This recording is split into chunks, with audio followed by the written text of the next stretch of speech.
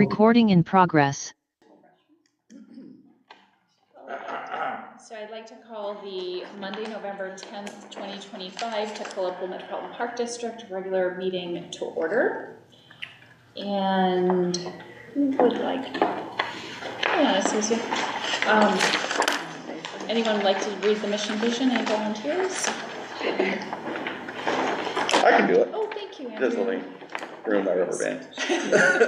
TPMPD mission statement: to provide a welcoming aquatic facility managed in a fiscally responsible manner with a focus on educating all ages in the lifelong skills of water safety. We carry out this mission with a board and staff who are compassionate, inclusive, and responsive to the needs of our diverse community, working to foster positive and lifelong experiences with aquatic environments.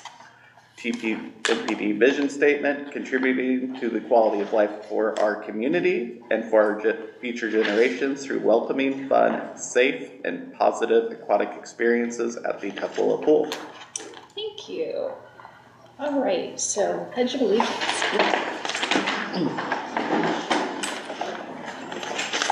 Pledge allegiance to the flag of the United States of America and to the republic for which it stands, one nation, under God, indivisible, with liberty and justice for all. All right, roll call. Hey, I'll just start diagonally. Commissioner Gangler present. Commissioner Shipman present. Commissioner Stahl present. And Commissioner Zaptel is present. Do I hear a motion to excuse Commissioner Frangelo Anderson? So moved. Second. So Ellen did the motion and Andrew second. And we are also joined by our Executive Director, Brett Harpin, our District Clerk, Emily Snur, and our Program Manager, Anastasia Shapiro. And public members. And there are some people in the public too. All right. Is there a motion to approve the agenda? I make a motion that we approve the agenda. Second. Is there any discussion on the agenda? Seeing none, all those in favor of approving the agenda as presented, say aye. Aye. Aye. All those opposed?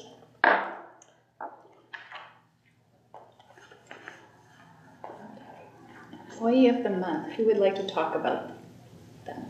Oh, Is that right? Yes. I think. Linda. Yes. Excuse my voice, just got done coaching. Linda is our employee of the month. She's a quiet individual, but Linda has truly been one of our most consistent, most positive, enthusiastic instructors. She's just rock solid when it comes to her classes. She truly enjoys working with kids, and we did receive a little bit of positive feedback from her. You'll see in a minute in the citizens' comments, but she truly does give students the space and opportunity to try those skills, and especially in that younger toddler age group, she's super patient, and so we just want to say thank you and recognize her her commitment and her positive intentions when she teaches. Good job, Linda. That's awesome. Did she receive it? So that citizen comment that came in was directly related to. Yes. Very nice. Well, thank you, Linda. All right. Moving on to citizen comment. I've got a couple. And first of all, I'm not going to be able to stay for your whole meeting. So I'm going to talk about something that's in the budget review section right now, and it's more or less geared towards Brad, but the rest of you just need to keep this in mind as you're reviewing.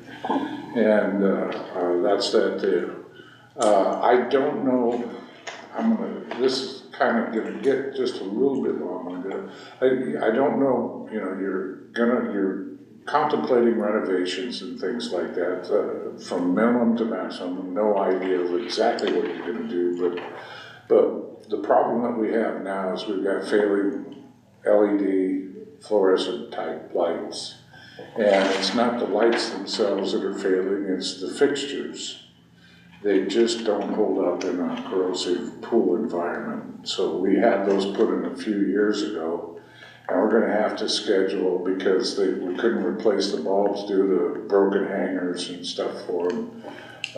So it's more than just ballasts and bulbs, it's fixtures, and I wanna make sure that's an item that's included in the budget for this year, because it's gonna have to make sure that it gets implemented and a repair done. Now, the thing about it is, if you're planning to do a major reno, then you don't need to go with anything too elaborate. But if you are gonna, because you're gonna replace them anyway on your reno.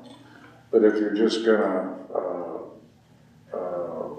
if you are gonna keep the same basic structure and the same type, the lighting isn't gonna be changed out as a part of your reno. This is a discussion you need to have. What's the form, fit, function, how long do we gotta have? Basically, that's what I'm trying to explain to you folks. If they're gonna be around for a while, plan well, replace with good quality fixtures that are meant for a marine environment that'll hold up over time. If not, make sure that you just do a minimal replacement if you're planning on redesigning and redoing the lighting system as a part of your reno. But if it's going to remain after reno, then that's going to make it to where you have to do a first-class marine environment type lighting system. And so that's the end item one. I hope it wasn't too long. No, that was great.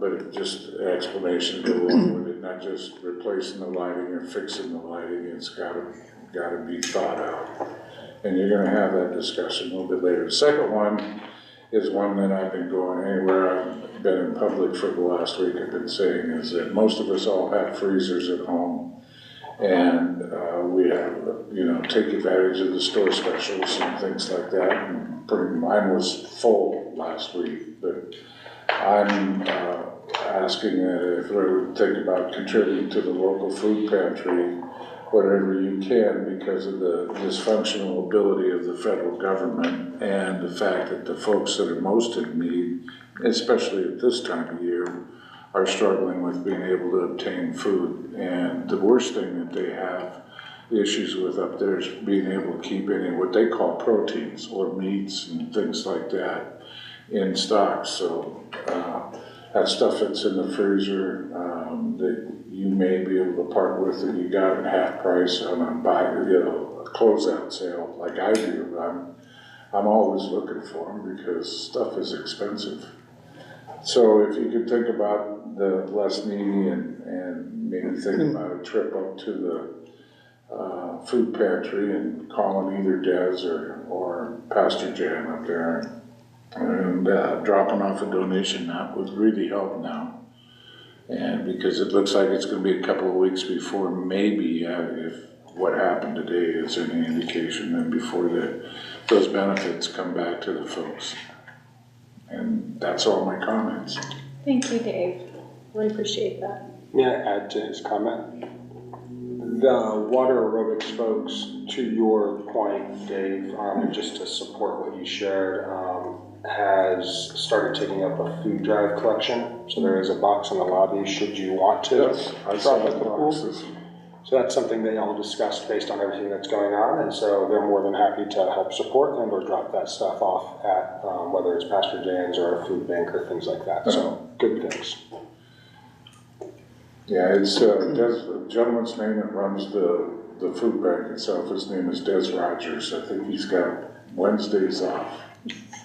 But other than that, he's there or he can return a call. But anybody up there can take your donations. But food, anything that's a protein source is what's really needed now.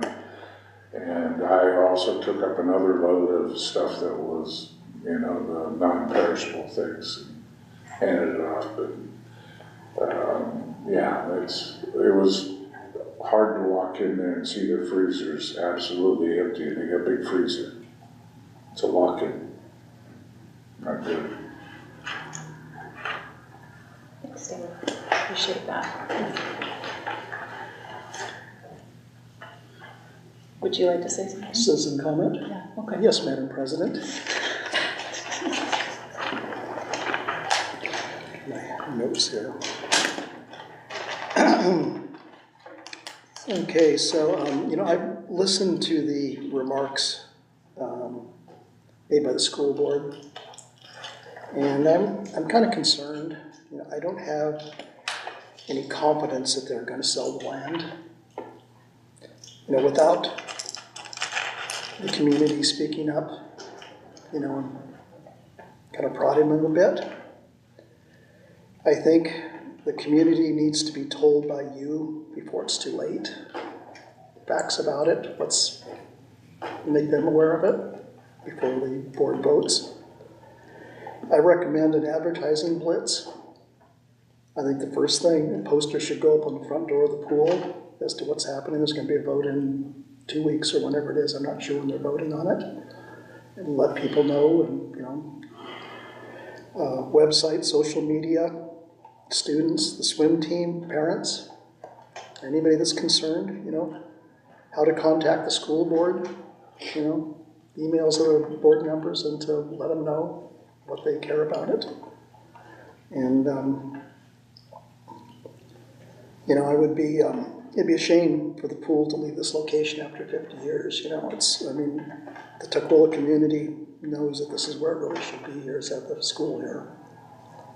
So hopefully we can get something and, get some information out to people so they can maybe make a few phone calls or get the swim team out there with signs or whatever, save our pool, keep it here at the school. So just to get that thought process going. If there's a couple of weeks left still, I think it's probably going to go fairly quickly. So that's it. Thank you. You're welcome. Okay. Is there any other people online? No? Okay. So we're going to move on now to the consent agenda. I'm looking for... I make a motion that we approve the consent agenda. Second. Is there any discussion on the consent agenda? Yes, there is. So we have the October 11th BoC special meeting, which has not been yet looked at by our board clerk, Jerry, and so it should not probably be approved by the board. But we have no issues with the October 13th regular meeting or the retreat meetings. So the special, so is it the retreat, sorry, which one? I'm not sure about the retreat ones, but the BoC special meeting has not been reviewed by the board clerk, so it should not be approved until it can be approved. Until Jerry takes a look at it? Yeah. Okay.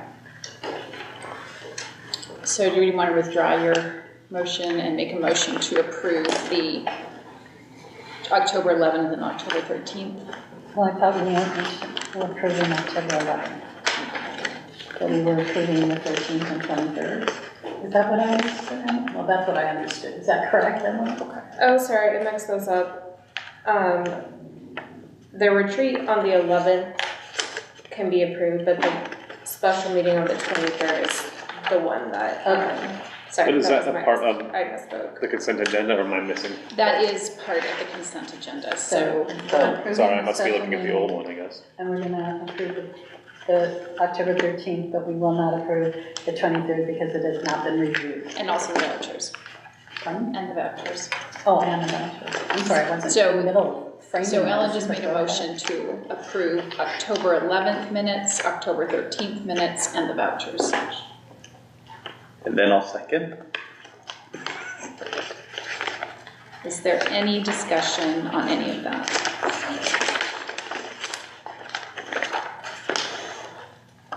The only discussion I had, I noticed the vouchers were, maybe I didn't look that closely.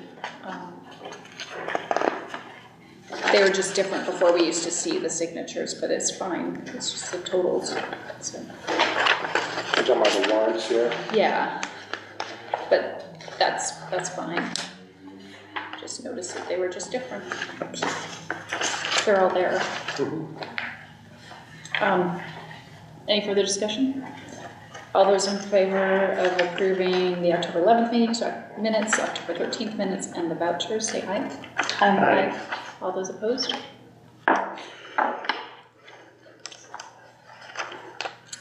All right, so now we're going to move to what we normally do in November, and it's the public hearing regarding the 2026 property tax levy. So during this portion of the meeting, we will take public comment on the property tax levy. We will not have discussion on it until we get to it in our business item agenda, but we will take public comment on it. My only comment is that there was about a 6% increase in land values across the district, which encompasses the full city of Tukwila. And it was pretty much the same thing throughout the county as I've seen so far, is that the land values increased quite a bit. The dwellings did not. And but either way you look at it, you make a total out of both buildings and land, and it still went up considerably. So hopefully that bodes well for your levies that you're going to pass. But it's getting harder, to afford property right now. I think that some of that's been driven by the zoning laws that are still being changed by the city, but were passed by the legislature. So, housing density is going to drive the values even up more and more. So, well, that's it. Did we receive any comments? Nothing more about in your memo. Oh, right. So, I guess I will close the public hearing. 6:17. Okay, so moving on to business item A, resolution 2025-06. And first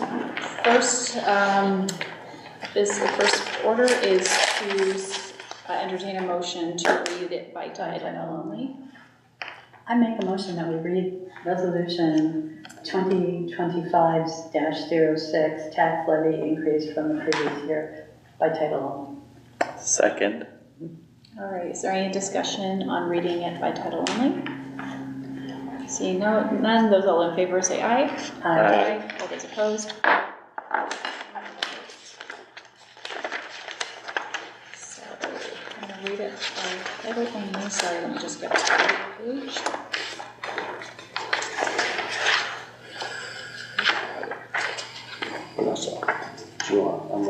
Emily, do you want to read it by the title of it? Oh, yeah, I can read it. Because you're getting to it much quicker than I am. Sorry. Thank you, yes. So, resolution 2025-06, a resolution of the Board of Commissioners of the Tukwila Pool Metropolitan Park District increasing the regular levy from the previous year commencing January 1st, 2026 on all property, both real and personal, in compliance with RCW 84.55.120. Thank you, Emily. Now I will entertain a motion for approval, and then we can have a discussion if we need to. I make a motion that we approve resolution 2025-06. Second. All right, is there any discussion on this? So this, I just want to make a note, this is the resolution we do to increase over the previous year. And we always do two of them. So is there any further discussion on that? I know we've talked about a lot about this all year long, so I see. Did we at any time kind of say what like a normal household what their rates would be? Yeah, so in what's on the website, as well as what we discussed last meeting, it shows it going from the 15 to the 42 cents, and I believe that's on the website. Okay. Any further discussion? Sorry, 15 to 42 cents Per thousand. per thousand, right? Yes, yes, thank you. And then I can follow up with an email in terms of the average. Yeah, I think that yeah, is what I was. Like an average, like the average house that people are living in. Yeah. Yeah. So if your average home is 600,000. You can be doing so it about did say, like in the $270 a year. FAQs, it actually, like it says, if it was valued at 300,000, you pay $45 a year to support operations and maintenance. Did you see that on the item? For 15, that's per, sorry, excuse me, sorry, I'm wrong. On the worksheet, Yeah, never mind, that was it's what actually we did for. probably more. Okay, but yes, thank you, Brad, yeah. Any further discussion? Because I just figured mine out. Also. All those in favor of approving resolution 2025-06, say aye. Aye. Aye. All those opposed? All right. Moving on to resolution 2025-07. I make a motion that we read resolution 2025-07 by title only. Second. You have to vote. Oh, yes, sorry. So we have to vote before she reads. Sorry, yes, all those in favor of approving it by, Discussion. reading it by title only, say aye. Aye. Aye. All those opposed? Resolution 2025-07, a resolution of the Board of Commissioners of the Tagula Metropolitan Park District levying from the general taxes for the fiscal year commencing January 1st, 2026 on all property, both real and personal, in compliance with RCW 84.55.120. Thank you. All right, I entertain a motion to approve resolution 2025-07. So moved. Second. So Ellen, take the motion. All right, any discussion on this motion, on this resolution? This is the levying the total amount. One thing, as was noted in the memo, that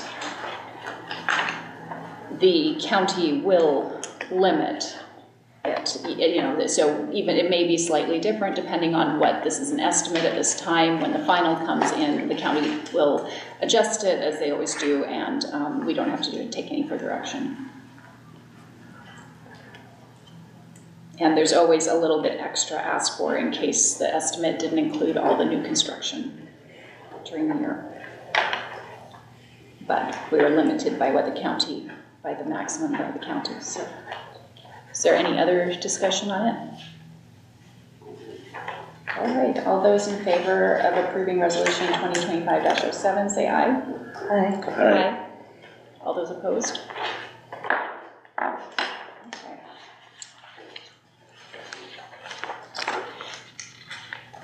Moving on to this is 2026 budget draft review. That would be me.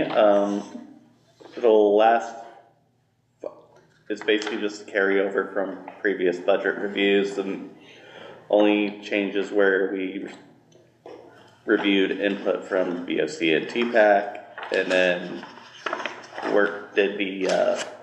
reviewed the levy worksheet and inputted that into the budget.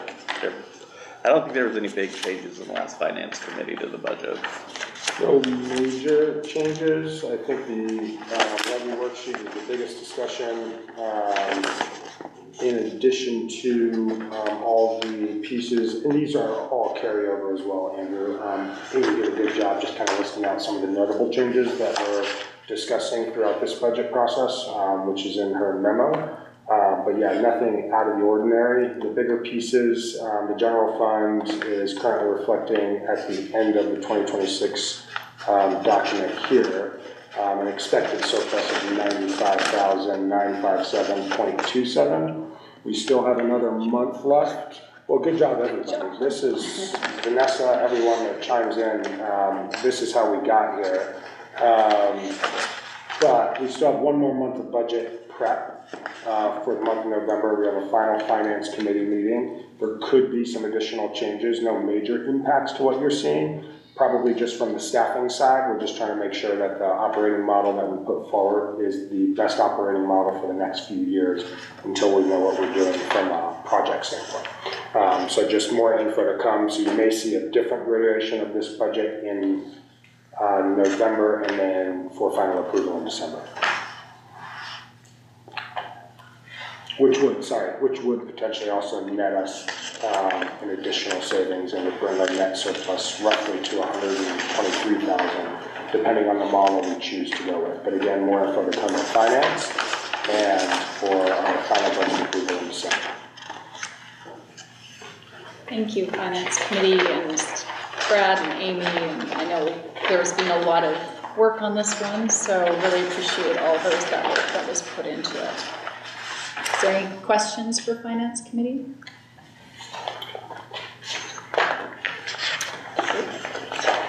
Thank you, Andrew. All right. Moving on to, comprehensive draft review.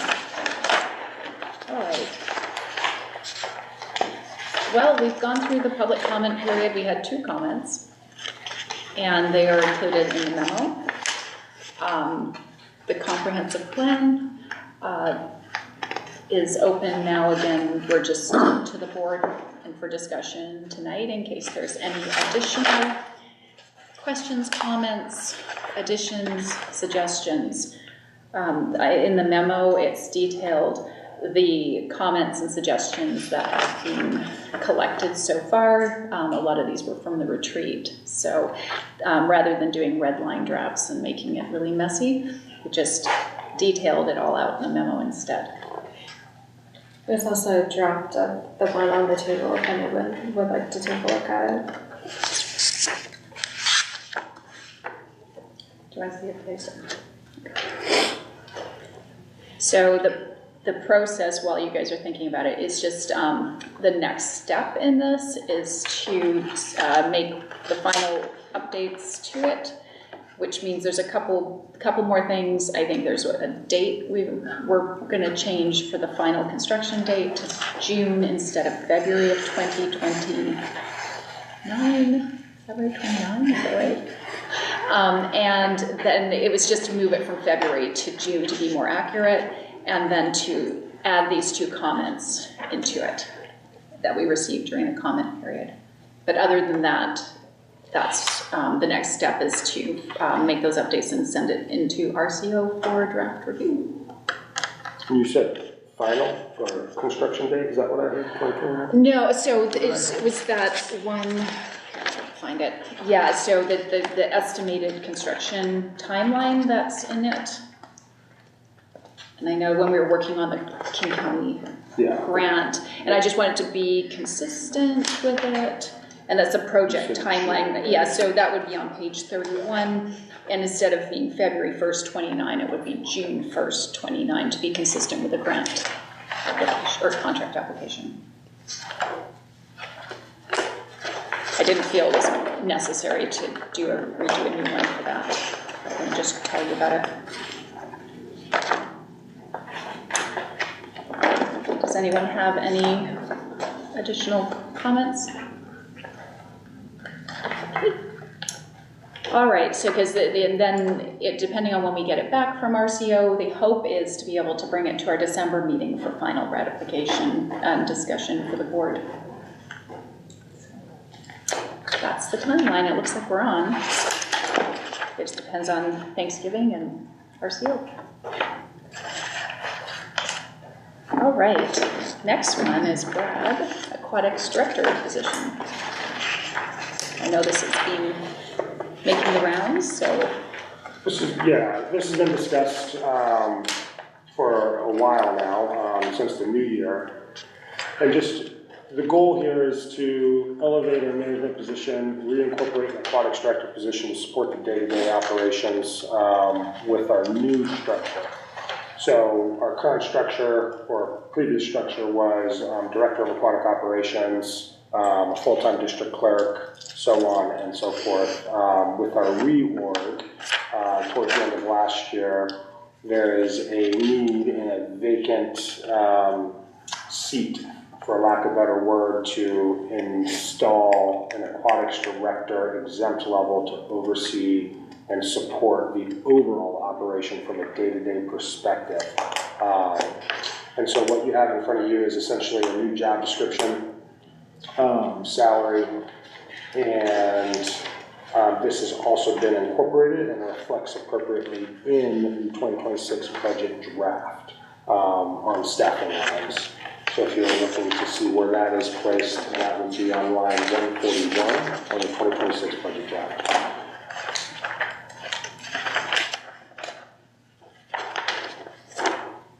This is probably the bigger staffing change for 2026, just so everybody's aware.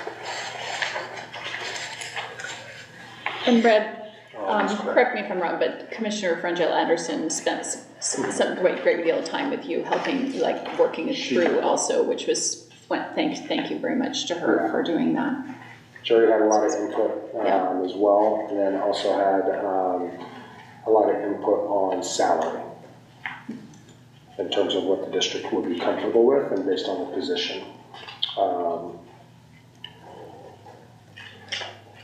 And I think, Brad, in an earlier document you had listed for 2026, and you're also looking to hire 2 part-time assistants, is that correct? Correct. This position could be, and I use that word very strongly at this point since we're still in 2026 draft budget phase, right. This position could be supported by 2 part-time coordinators. Okay. So in theory, we would lose, as in not lose, but we would eliminate our 2 full-time management positions, elevate to an aquatics director, an exempt position, supported by 2 part-time coordinators. And then it trickles down from there, head lifeguards, swim instructors, so on and so forth.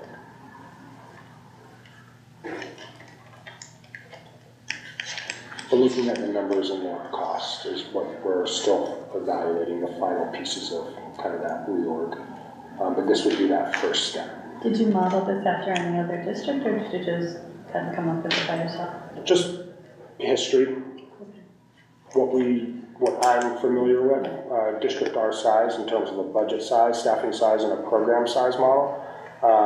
In my history of in programs, growing from the start to where I am today, most aquatics departments and community centers that operate on a program model our size is typically an aquatics director with a support person, whether that's a full-time coordinator or 2 part-time coordinators.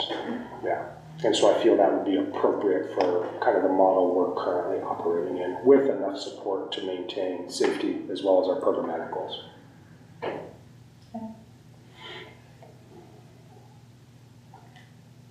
Is there any, and what you're looking for is a motion to approve it so you can move forward with it for the policy? I just want to be clear.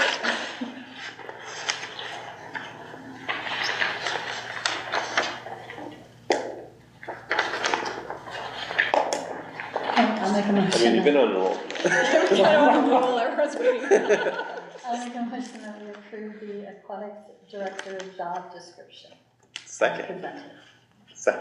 Is there any discussion on this? Once again, thank you to everyone for the work. It looks good. All right, all those in favor of approving the aquatics director job description, say aye. Aye. All those opposed? Okay, have fun. This position will most likely get posted within a week to the general public as well as internally, just so everybody's aware. Perfect. All right, so now we're on reports. So, Brad. Sorry. I know it's here somewhere. Page 50. Page 50, thank you. I just want to share, so the 3-year financial audit that we've been talking about now for a year is wrapping up. We met with our auditor, who was phenomenal, and she had met with her supervisor. They would like to get this wrapped up before the end of the year. They have minor things that they're just trying to figure out. This is the first time that the TPNPD has gone through a full 3-year financial audit, which is why it's taken a little longer than expected. We are on track, it is wrapping up, and then we should have some final word by the end of the month, if not the beginning of December. Rebecca, our auditor, is also completing our accountability audit, our annual regular accountability audit. So she's also simultaneously working on that while wrapping up our 3-year financial, which is great because she's gotten to take a look at everything for the last 3 years. Do you feel, sorry, I didn't mean to interrupt. No, please. Do you feel our accountability is streamlined because of this? No. No, it's the same. I feel like our accountability, the feedback from our auditor this year, we can streamline our accountability audits moving forward. Okay. Yeah. Our accountability audits currently are very heavy, text heavy, formatted heavy, too many details. And they are looking for essentially the direct and the most pertinent information possible without bullet points and decimals and all these other fancy pieces. So she has recommended that we really look at our accountability audit and simplify it. Because the auditor wants to just see the information. They don't need anything that looks good. And I think when we give them too much detail, they start going down rabbit holes, they struggle to tie things to other things, or they find things, and it starts to derail the process in terms of what their process is. So they're looking for a very simple, direct, pertinent information to support future accountability audits. So that was really good feedback to hear from our auditor for the 3-year financial and the accountability. I wonder if they said that to Fred Angeles. I don't know. No, and thank you to Jerry also for helping you guys out, and Amy and stuff for, I know it's been a big lift on doing this. Yeah. But It's great. Last thing, and it'll come up more in feasibility, we are in the middle of just finalizing our grant for King County. We're essentially done. I just need to press submit once I feel good with. But we're in contract development. That's confirming our timelines, our construction pieces, so on and so forth. And then once that is completed, we will then go to final contract stages where everything, again, slowly begins. So more information to come with King County grant. And that is all I have to say tonight. End of report. Unless there are questions.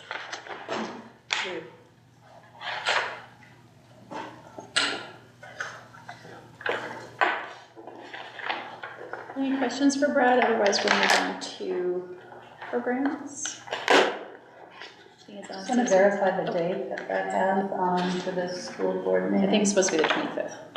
It's the 25th, Did I get that wrong? not the 28th. Yeah, we're not going on. 20th is the day after. Everyone's shopping on the Black Friday. 20th. We will not. I mean, no. Good catch, Colin. Everybody, that is the 27th. 25th. 25th. We're going to be here on Thanksgiving. You're still here. What calendar am I on? Oh, 25th, sorry, Tuesday. Gosh, it's been a week. We're bringing side dishes for things. I'll be at Might the be pool, lonely, working but- on the server and probably the pump as well. Oh, it'll be lonely, but. It's never lonely at the pool. Oh, it's okay, something will break down, I'll be there too. Yeah. I'm sorry, is it okay? Yeah. I'll take programs and operations, since Matthew's at the pool right now. Yeah, high level, truly, I don't have much to say other than just highlighting our pumpkin plunge. Attendance wasn't what we expected, but I did want to highlight that we had quite a few community volunteers there at this event, which was really great to see. kind of opposite from last year where we had a lot of our high schoolers volunteer, but either way, it's nice to see different members of the community involved in different capacities. So I just want to say thank you to our community for really stepping out and all of the amazing candy donations that they gave us. So our community really just steps up and helps us out when we need it. So, but other than that, there is not much else other than just ongoing hiring, and that's it. What are you hiring? Oh, great question. Both for our head guard 2 positions, as well as swim instructors, just to replace those that are limited in availability or moving on to other things. Yeah. Did you have anything that you found interesting about your trip east? Yes. On any of the pools or businesses that you visited there? Yes, I got my lifeguard instructor trainer certification last week. Thank you. So now we are able to certify lifeguard instructors, so we can internally conduct those instead of having to outsource. It was great to see. So the facility that I went to, some of the Red Cross videos were filmed at that facility. It was the Fairland Aquatics Complex.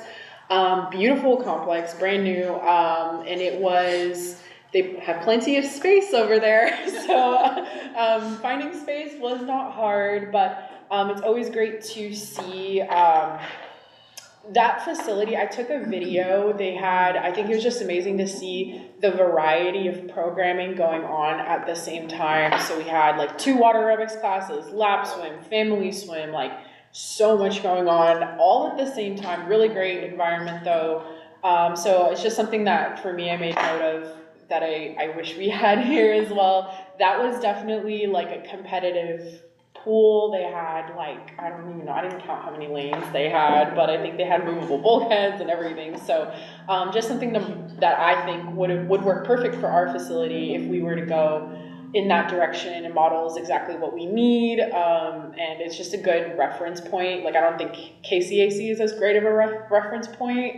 They're a great facility, but I think that facility just accommodated so many needs, and they actually had a after school learn to swim program over there for two days a week. They would bus the kids over.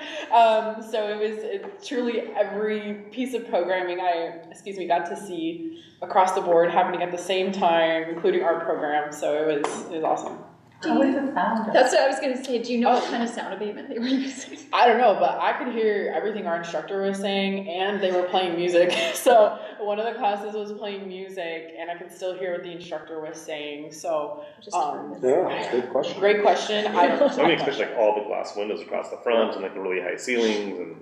But I would think that would make it worse. I don't think. But Yeah, that's what I'm saying. That's what I'm saying. Eric's point is like even with that all, you still had great sound abatement. The other thing that we didn't see or may not have seen in the pictures that Brad showed up at the top were like management offices, and then the lifeguard island was all glass on the ground floor, so they could just walk out. But the weird thing was the family changing rooms were connected to the lifeguard office. Like the family changing rooms could lead into the lifeguard office. So it was a little bit odd how they built that. Not sure. But to find the locker rooms, it was a really long-winded way. But they also had like a gymnastics center, and then they had a bubble over their tennis courts. So it was, so it was a whole complex. Yeah, they had tennis courts, gymnastics, a little gym that I do not look at the gym. It was like a hallway. And then the aquatics facility was the largest part of the facility. So do you know when it was built? I don't know. No worries. It must have been built recently because it looks brand new. But I could be wrong. Yeah. Anastasia, did they just have one group of locker rooms for all the activities, or did they have separate locker rooms for the various activities?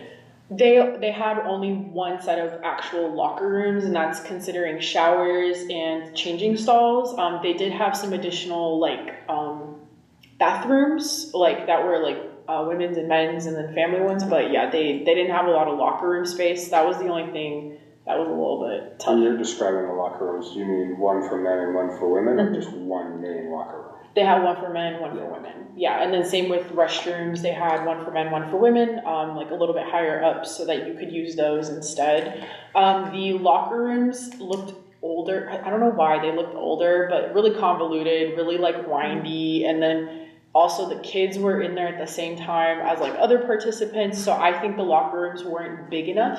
They also had seating. The seating for that location, I think, for how many lanes they had, I think it was too small. It was like only like 3 rows of bleachers, and so the bleachers were at the top. They were elevated above, and I was like, I don't know. It was kind of odd. You have all this like pool space, but then like the most like almost our equivalent size of seating, and I was like, oh, that's not a lot. Did they do like, I would think they do big.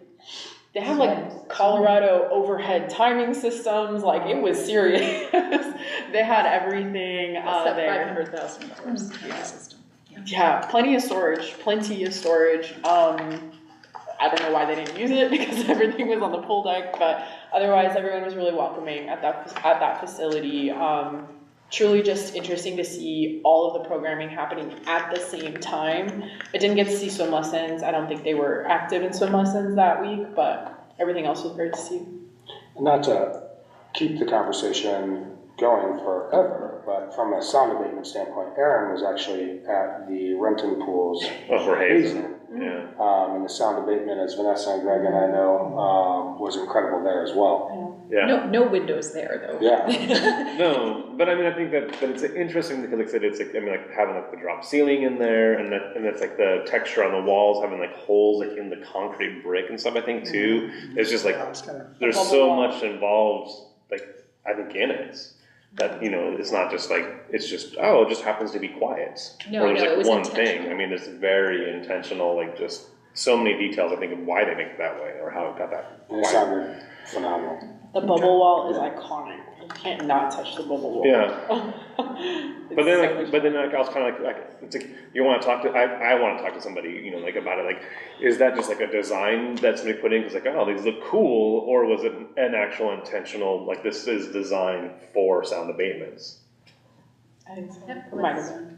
But, I mean, I would think it's sound wise because of that way it looks, but maybe somebody just thought it looked cool. Just got lucky. And it just, yeah, maybe they just got lucky. Win. But, And maybe we could consider, I mean, they had a great aquarium over there. Maybe we could consider a shark hallway, but like a hallway for sharks. They had a great aquarium, really expensive though, but great aquarium. With real Wait, fish. not at the pool. Not at the pool, Okay. but I'm saying, why can't we be different? Why can't we have sharks at the pool? Just a huge, Shark Tank. yeah, there we go. Like you can walk upstairs with sharks swimming around. And the report? I'd like to hear about the liability. Who's cleaning that? Not that. Yeah. There's a crack, you better cover this. All right, so that was programs and operations. Any Yes. other questions for Anastasia on programs and operations? I'm sorry, Emily, I skipped over you because you're in between the two for your report. Oh, I'm referring to Brad's report, and I don't have that much on me. But pretty much on my report, I attended the reported training that I had missed in August for the OPM A training, and then this past Thursday, I attended the PRA basics training, and then all of the upcoming dates for the meetings for the TPM PD are listed in there with links and locations and times. And I know we chatted just briefly. You got a lot of value out of the public records training. Yeah, I did. Awesome. Yeah, there's a lot of interesting information in there that I think will be helpful for us going forward. Awesome. So.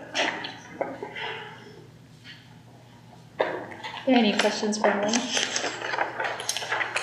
Okay, so we'll just move down the reports to TPAC. I can do TPAC since I was there. It was mostly discussion about the budget. There was discussion about the student representative application, and then bylaws discussion. Those were like the big topics. They were.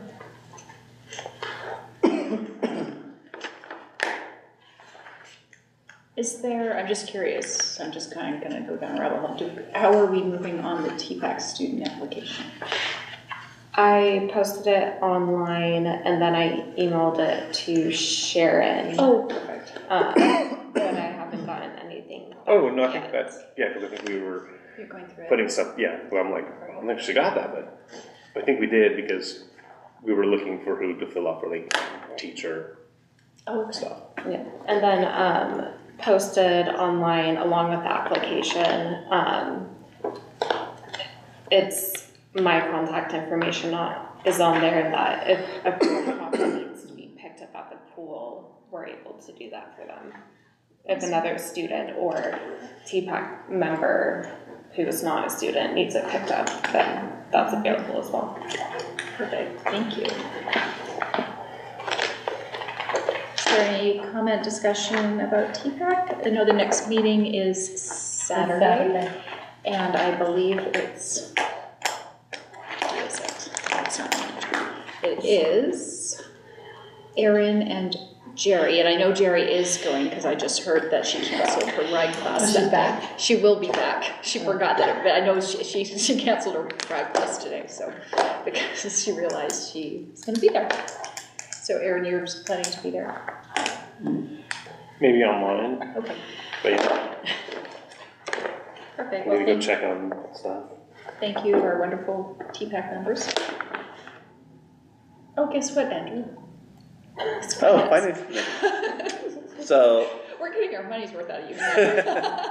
finance committee, again, just budget refinement and update on the financial audit and levy resolution that we just went over. And then we also approved a server replacement because ours is getting old. Yes. And we also approved a fee for getting a land survey.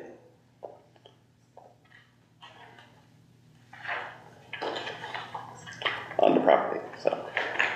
And is that for like, if that comes up? Yes, if that comes up, Contingent, yeah. yes. If, just as to be ready. So we can be nimble.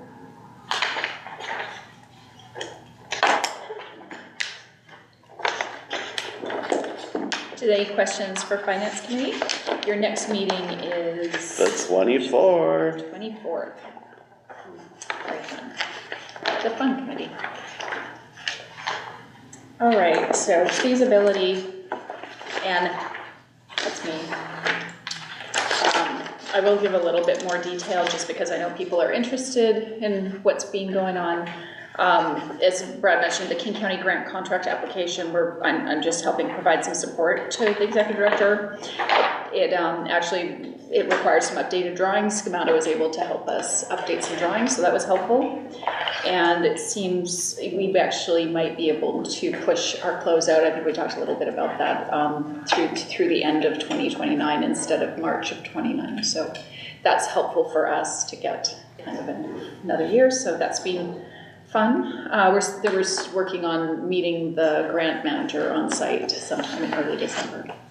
TSD location, so just some context for people.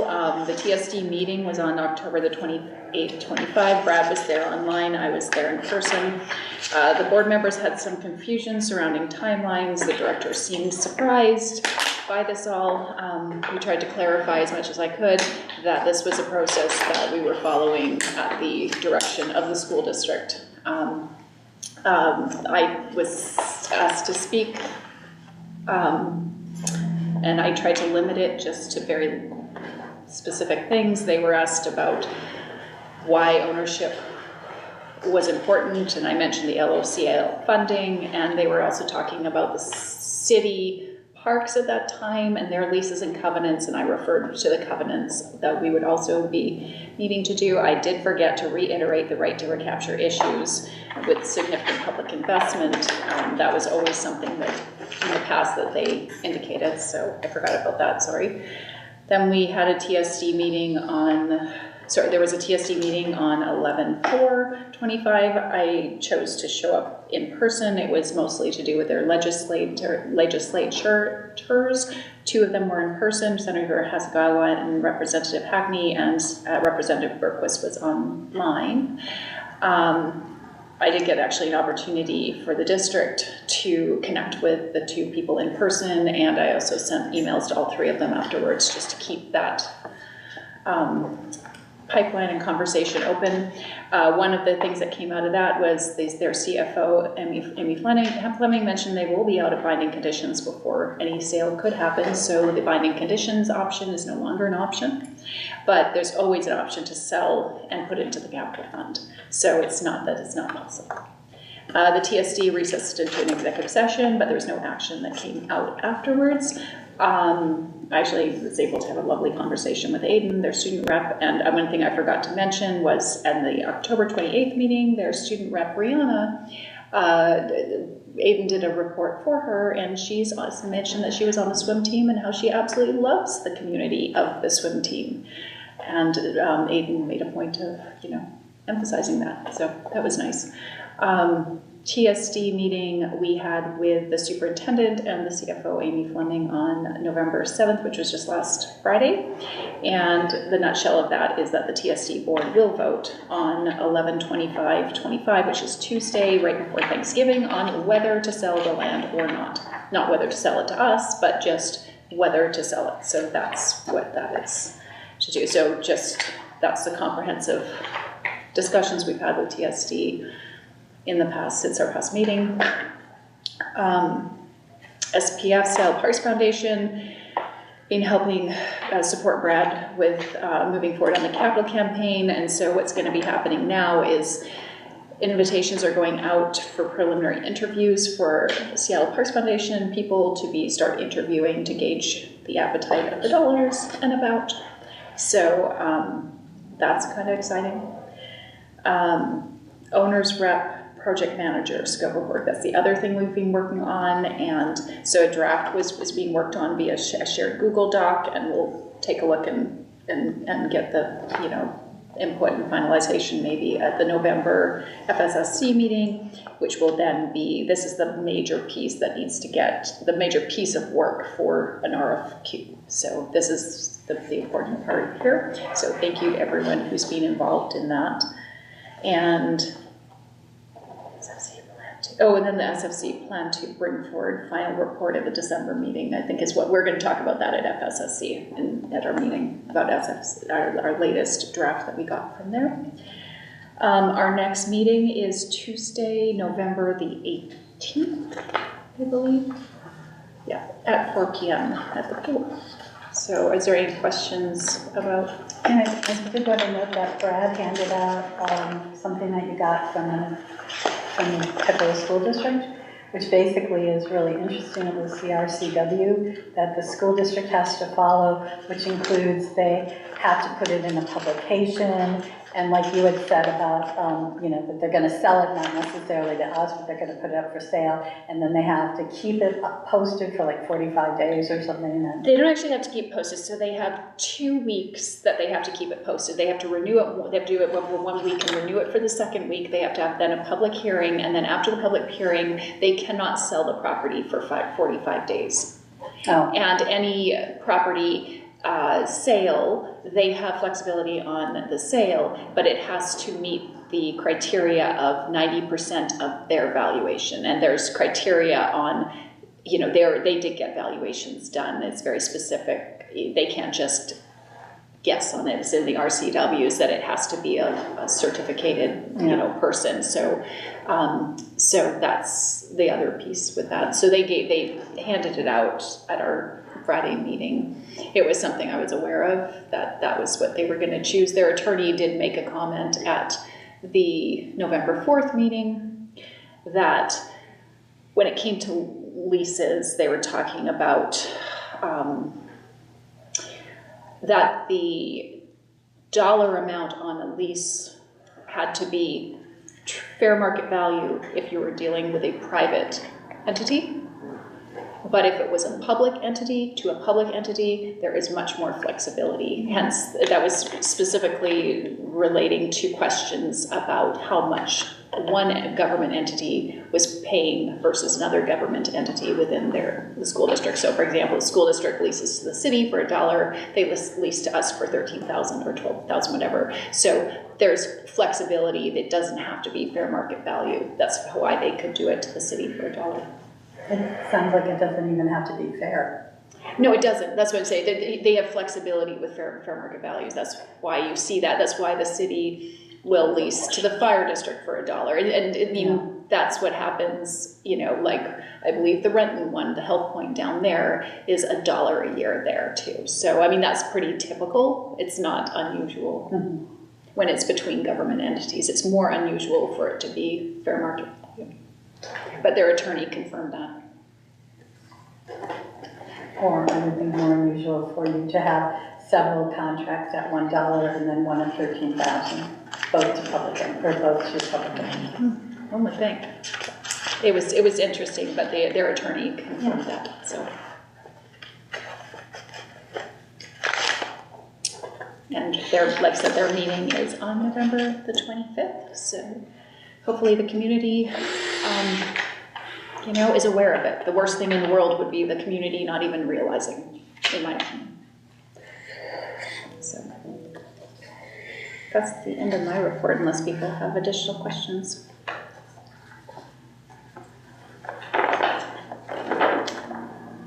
All right, so report out in order of position, which is me. So obviously, I'm just gonna, most of my work in the last month has been FSSC focused, helping to support the executive director in the district in whatever way I can. So that's been great. It's been fun. It's been busy. But I just wanted to actually tag on to what Anastasia said about the pumpkin plunge. Just a great thank you. It was so much fun to be there. I know Commissioner Gangler was there and Di was there, and it was just so much fun. This one in particular, though, I want to say all the volunteers. There was a great picture on Facebook of all the like I think 12 or 13, and it really, you know, this really shows what a community pool we are to have volunteers show up. Dwayne donating the pumpkins, Jerry and Steve, bless their hearts, going and picking those pumpkins up and delivering them to the pool. The pool community donated the candy. Di, you know, came with her decorations, and as she always does, including Spider. The spiders was not Di, that was me. Okay. But, you know, I mean, that really just warms my heart to see this is why we do this. Like, this is why I do it, just because it is a community and it really speaks to that community feeling. I know, like, you know, you go to different places and it's not quite the same, or different events, it's not quite the same. This still has that, you know, small town feel, that community feel. So thank you and also the staff did a great job. Staff, you know, it was really well done, and kids had a great time, adults had a great time, and yeah. That was, that's it for my report. I gotta say that the costumes at the pumpkin plunge were amazing. Like that little bowl of noodles. Bowl of soup. Yeah. So it was really fun to see the kids. I think they really had a good time. You know, operations continues to refine, and it's always better. So that's great, and I love the doors. I love that we started those and that we're continuing them. So it was a lot of fun. You guys did really good, and I think all the participants had a lot of fun, which is most important. But nothing else to report. It's not quite aquatic related, but it's community related. I went to the Tukwila Community Center's Halloween Carnival, whatever they called it. The turnout was astounding. I've never seen the community center that full. It was, I don't know why the turnout was that big, because the day before Halloween, people had costumes. Because we've been in previous years and it's never been that busy. Yeah. So it was just really amazing seeing the community turnout for that event. They said 2,000. Wow. Is what I saw, because I was there the next day, and poor Darren was like crawling in. Be interesting to see yeah, like what they did maybe for like sort of like advertising for it differently than usual? Or? That's what I actually asked Darren specifically. I said, were other community centers not doing something?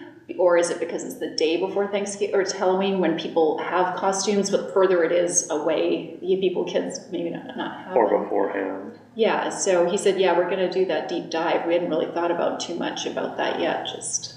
I think they were probably shocked. They were. However, Marlis told me the one in Puyallup had 4,000. Wow. Doesn't surprise me. I will say our pumpkin punch was taking place while Burien was hosting their trick-or-treat costume down Main Street in their parade. Oh, right. So there was a competing interest. Very from close Burien by. here. Yeah, exactly. That's interesting. I think they did it like the Friday. I think doing it maybe on the Friday right before Halloween is different than doing it like on the Saturday or Sunday, where I think there's more events probably happening on that weekend with parents and whatnot. So I don't know. I think it's just an interesting thought process, though. See how they marketed that and what they did differently. Their flyer was good too. I like their flyer. It was hanging up in the lobby. So. End of report. Oh, me, right. I don't know, there's much to report. I mean, minus said going to Hazen and being like totally blown away by that pool. It's interesting to be able to go there as, you know, like competitive swimming and like lap swimmer and be like, this is perfect. Like, this is what we need to build. But then there's like the reality. I'm like, no, this isn't fully doing all of the community. Like, this is one little part that I would love to see, but it's not the whole community pool. And it seems like it's very obvious when you kind of know that pool is there for competition. It's not there for, I mean, the community for use, but not the same. I mean, even our pool seems more community feeling than that does. No, I mean, just even the hours available to the community is very limited. Yeah. Can you possibly report on how Foster's Girls did?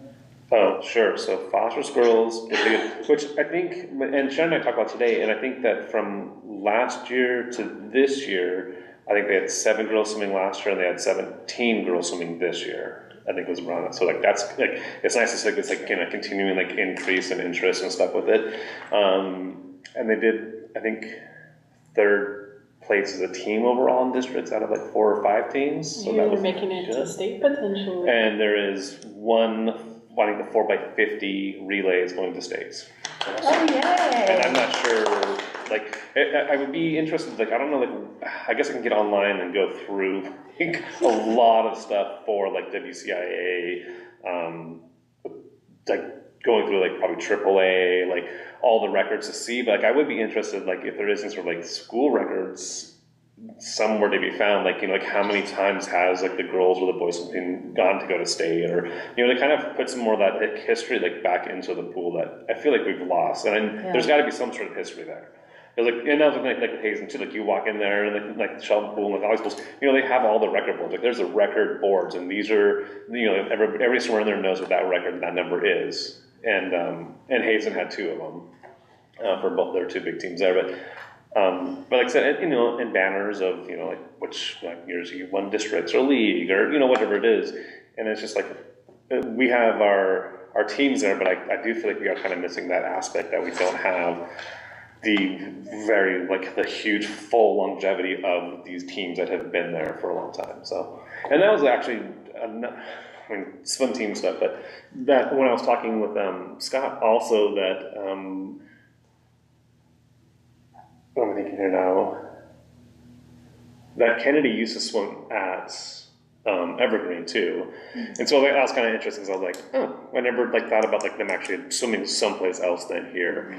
But I mean, obviously that's been a really, I think, a long time. But and that some of the other, in that I forgot which swim team, but there's like other swim teams that had swam at the Tukwila pool at other points in time too, high school swim teams. But obviously I don't know this anymore, or haven't gone to different pools, so I don't know.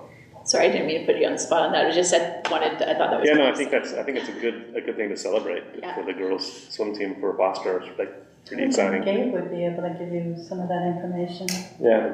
The athletic director. I know he's working on some stuff because somebody was mentioned for that that type of history and type of recognition. Somebody. Some advocate for the pool. But yeah, he is working on some things that are new, but I did appreciate what you said. I think that's a huge lesson, and it's a component. How do you show that this is, and has been, Foster's home pool, and that branding, or the records, the historical pieces, the record, all of it is just, it's not there. You would never know walking in. Yeah, that's what's, I think it's hard for me, because like, I mean, like, it's like, I mean, just for me, like, for my most experience for that, obviously, is just Sheldon. And like, I mean, there's the records there, and like, if you want to know anything, like, I don't know today, but like, I feel like when like, I was in swim team, when I was in high school, you could go back as far as you want to, and you knew what all the times were from pretty much anybody's ever been there.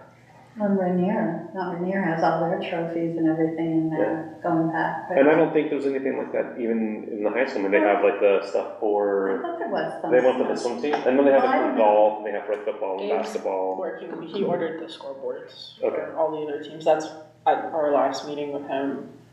That's why we mentioned that he ordered them for all of the teams that haven't been included yet. I think that hallway where the lockers used to be, that's where he's trying to put all of the different sports up there. Okay, cool.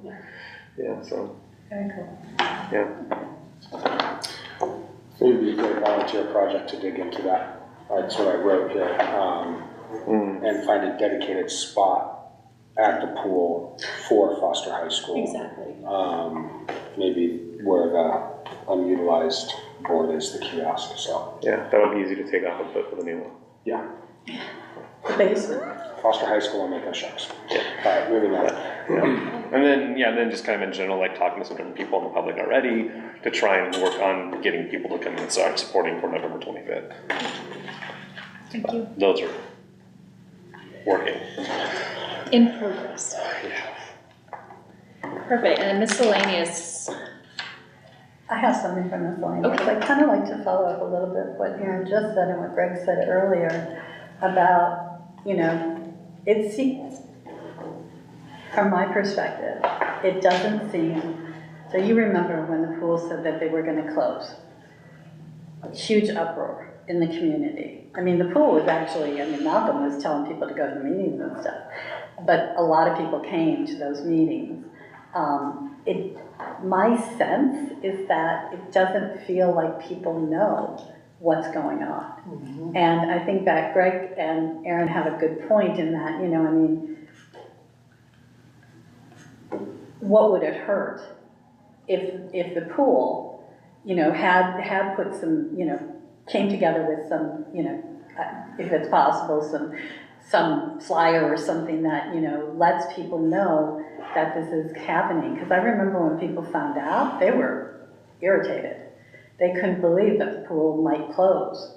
So I'm just, and it seems that when students, like swim team kids, come, when, that the board listens, to students and to community people who aren't always here, but who come for, to talk, they might actually pay attention to that, and it might help them make, their decision. Again, we've been on that property for over 50 years, and they've never, we could come up with endless talking points to give people if they needed them.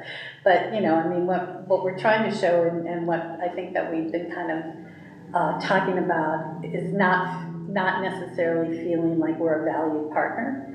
And I think if we had other people who use the pool, or who just support the pool, talk to, go to public comment on the 25th and make public comment about, whether they come, in their Tukwila Mako shirts or whatever, something that the board would listen to, because it's not just this small group of people. If the school district ends up choosing not to sell the property, which certainly they can, they own the property, but, I think that they're going to be surprised at what happens. But, that's just my opinion. I actually have a comment on that, that I agree with you very much on. So I grew up swimming at the Federal High School pool. That's where I got swim lessons at and everything. And then it closed by the time I attended high school there. And it became very difficult because we had to go to the community center. And everyone had to figure out how to get rides there after school. And so everyone was carpooling. It's like, oh, do you have a license? Oh, can you drop me off after? And so it became really difficult. And it was a good pool and stuff. And I don't know exactly their history of why they closed, but it made a very difficult point having to everyone transport to a different place to swim off the property. And it made us a smaller swim team with that too. So. And I think that's kind of like what Sharon and I were talking about, like where it is kind of like we are seeing growth and support for the girls swim team and the boys swim teams, like, you know, increasing in size and stuff. And it's like, yeah, how much is that going to like stunt that if we do have to go off? And to the point of like the cars, and I might be totally off this, but I forgot like there was like some changes for Washington State for the number of teenagers that could be in a car per thing. But so like, I mean, even that could be an issue where it's like if you can only have like, it's none. Well, it's, you know, for the first part. I guess you guys would be the most recent to know, and it's only your family members. Yeah. Well, Anastasia would know this too, right? Only your family members, and then after you've had it, then you can have. For 6 months. Yeah, 6 months. yeah. So I mean, But there are limitations. Yeah, so I mean, there's like limitations to even, you know, like so many years ago of like how many people can you put in a car to transfer everybody to a different pool off site. And I think that, you know, it's such a community feeling where it is.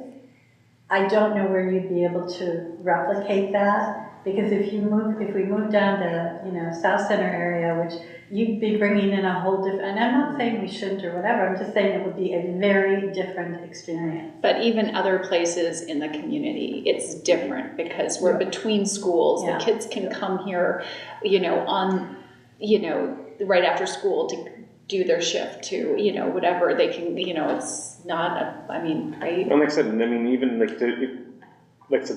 I think like I know for a lot of like the base school, like for like elementary students to get in, but for like high school and even middle school students to be able to walk over during class hours to be able to take a class. Yes. You know, and like I don't know how we'll ever achieve that again with the next round of, you know, people on the school board or I don't know. But at some point in time, I mean, that's always my hope that we'll bring that back to have swimming classes, advanced swimming classes, lifeguard classes back to their first students to walk over during the school hours. And just so you know, I mean, this was articulated very clearly to the superintendent and the CFO, who are going to be spending a few days before this meeting with the board when they go to their conference. Oh yeah, the WST. And most of the fact is that unfortunately right now they can't bring the kids to our pool during the day for their own reasons, choices, etc. But that doesn't mean that our kids should not be educated in water safety. If the school can't do it right now, or we can do it right now. In the future, we can keep providing the space for them. So it was that was articulated really well. It's just, once again, the community needs to know. The worst thing I think in the world would be is for people to say, why didn't anyone tell us? Yeah. And like, I have a couple of things I guess on it too, but because that's for general, but I think also like what you're saying for that, like I've already heard a couple different times from parents that have been like, well, you guys didn't offer these programs anymore, and I'm just like, it's not about us not offering the programs. The school district is not offering the programs. Choosing not to. Yeah, like I said, we've always been open and available for the school district to have those programs and have those classes with us. They're the ones who are choosing not to do this. But there is an concept that we're the ones who aren't doing it. And it's like, it's kind of like, it's heartbreaking to think that somehow this communication has got out that we're the ones who aren't offering the programs or the space for it, when that's really all we've ever. Well, we're committed. Make that clear. That's one of the reasons. Yeah, exactly. And then along with that too, because like Sharon was texting people, and because was trying to say get some more support, so to come in for like 25th and talking to the parent advisory committee type stuff for that one, and there was like it's interesting. There's still confusion even on that level, which I don't know if they're having another meeting before that point in time. If we would be able to try and get in to speak with people at that meeting, I think it'd be beneficial if we can. But even from that, people are still like, but they could just move it to a different location. There's other locations, and then they say like the fire hall or up at Rite Aid, and it's just like, ooh, no. But they're looking at that information that we took that was just kind of like these are just questions that we're wondering, like from that initial feasibility study, and they're taking that as like these are options that we literally can go and just put the pool there, and like that's going to happen. And like I don't know how we need to be able to try to rebrand or recommunicate that information out there to let people know like this is not an option. This was just feasibility. Yeah, that's why it was not. Yeah, it's not an option. It never was an option. It was just what are these kinds of places looking like if we had to go down this road? But so there are people currently in the community that think that we have the option if we want to, that we can somehow magically go up there and buy the property and build a pool up there. If we can't do it here, and that's so it's important for us to, and much as all of us, and as much as we can. It's not necessarily. I don't think that's necessarily us communicating that we could do that. It's people taking information that we put out there, and so other people in the community are putting stuff out there that we have no control over at that point. So like, how do we bring that back into where we actually are? Well, there's certainly a lot to unpack and all that, but I'm kind of thinking that, if there is any, and I know that nobody has bandwidth or whatever, but this meeting is in 2 weeks, on the 25th, or like 2.5. But anyway, it's coming up, and I think it would be ideal if we had something at the pool that talks about it, like poster, if possible, little flyers that people could take with them that were actively like saying, hey, did you know, just FYI. I don't know if that seems doable or if it just seems like it'd be too much of a hassle or if it wouldn't work, I don't know. But right now, I don't think anybody really knows that, we're waiting for the school district to let us know if they're even interested in selling their property. All good things. We've been talking about this for a long time. So to immediately throw it out there again and try to rush something to the community and get it right to where it sticks and resonates in the context in which you need it to stick and resonate, it's a big ask right now. And I'm not saying it can't be done. I'm not saying we shouldn't communicate anything. What I'm saying is what I'm hearing here, and the thing I just wrote down from the very beginning when I heard this is, what is the message? The pool isn't closing. So how are you going to articulate that? What is the message? The school district may or may not sell us the land. Please come in and tell them to sell us the land so we can build our future. And that doesn't sound the best, does the message? Well, I'm just saying, what is the message? What are we really trying to get in front of our community for them to come into this room potentially, should they choose to show up or come to public comment? What are they fighting for? What are they trying to support? Keep the pool where it is. Location. Is that, but then again, okay, so we get to a sale, and now all of a sudden everyone's advocating for this, great, but our land survey says the land doesn't work, and or the immediate impact that we have yet to continue to discuss, which is why we're running pro formas, which is why we're looking at data, says that you build a pool and you're going to overwhelmingly be bursting at the seams again, and now we're struggling with parking, and everyone's upset. So I'm just trying to understand, what is the message? So if it truly is this location, then you need to start thinking about a very different community pool when you go to design phase, because that's, I agree, community focused. It's not a 10-lane pool.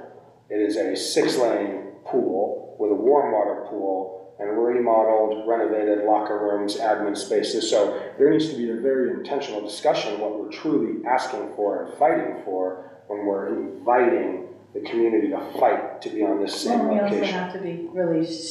I just want to be very clear. Yeah, no, and we also have to be really as clear as we can be about if we were to build something that you're talking about, smaller than what we've been looking at maybe, but if that were, how is parking still the issue? Are we still gonna deal with this I've demon heard it at the parking? school board meeting, every meeting, it continues to come up in their forethought, or in their thoughts. It has come up in our discussions continuously since we continue to talk about this site. But again, doesn't mean the site doesn't work, but we do have to be realistic. So what are we asking for? What is the message? Is it truly, if we're saying, come support us and come talk to the school district about the site, because they may vote on whether or not they want to sell us the land, we open up a whole nother can of worms, and I'm not a PR expert, so I just want to throw that out there real fast. Yeah, I mean, it's like, So I think that's what you're saying, like, I don't want to see the misinterpretations that we're That's getting. my challenge. I mean, like I said, we have misinterpretations from the initial study that we never even put out there, like in mass stuff for us, and there's a misinterpretation of what that study says. I think my bigger issue is it comes back down to, are we going to scare people that we're closing sometime soon, right now, because we're asking them to come fight for something that we have not yet crafted an appropriate message around? Or are we, I don't know. So I just wanted to say my piece while we explore the discussion. I think it's a great discussion. I think, yes, what can we put out there? That's a big question mark for me right now, because I have all these other questions about every piece of messaging we put out. And even if we say, because right now, as far as I'm concerned, what we're trying to say is, there's a meeting, the school board is gonna make a decision whether they want to sell the property to whoever or not.